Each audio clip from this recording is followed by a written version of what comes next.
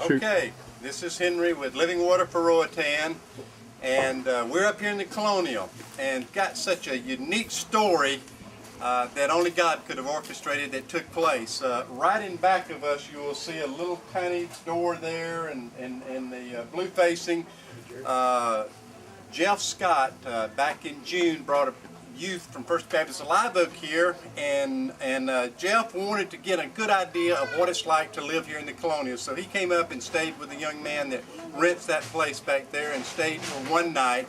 And you've seen the video where he's expressed some wonderful things that he learned and understood about these people here as a result of sleeping with them and eating with them. And guess what? Right here with me now is Liz Scott, Jeff's mom. Only God could have orchestrated something like that. But Liz obviously heard about Living Water for Roatan through Jeff, her son, and has been on mission trips before. But Liz, just like to ask you a question about the week that's come to an end now. What are some of the highlights of what God has spoken to you clearly about this week as a result of your experiences?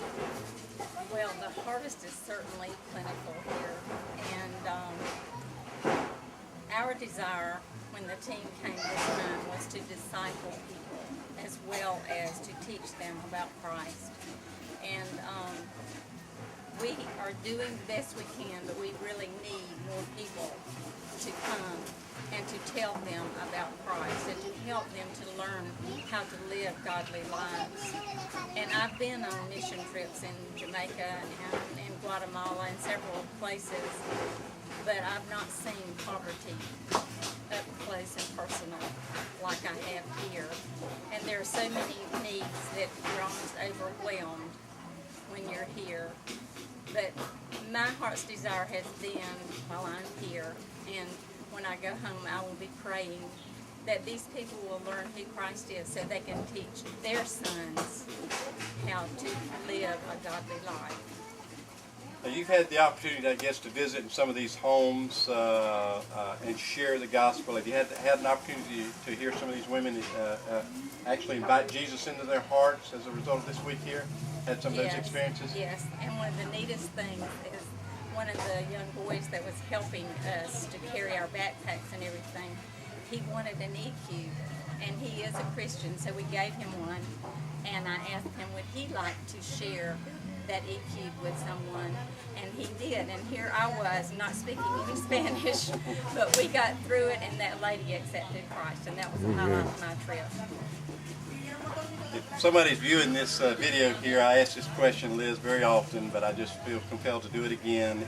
Is that what would you say to try to encourage that person back in the States that maybe is kind of scared, nervous about going to a third world country? What would you say to that person to try to encourage them to make that decision, to pull the plug, to come here?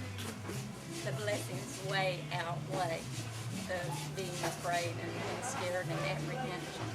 Because I was very apprehensive the night before I came, but as soon as I got in the group to leave, I had a perfect peace, and God will give you that peace, and He will give you the words to say when you think you don't know what to say. And I can't explain what a blessing it is to be here and to share Christ with these people. Thank you very much for coming. Love you.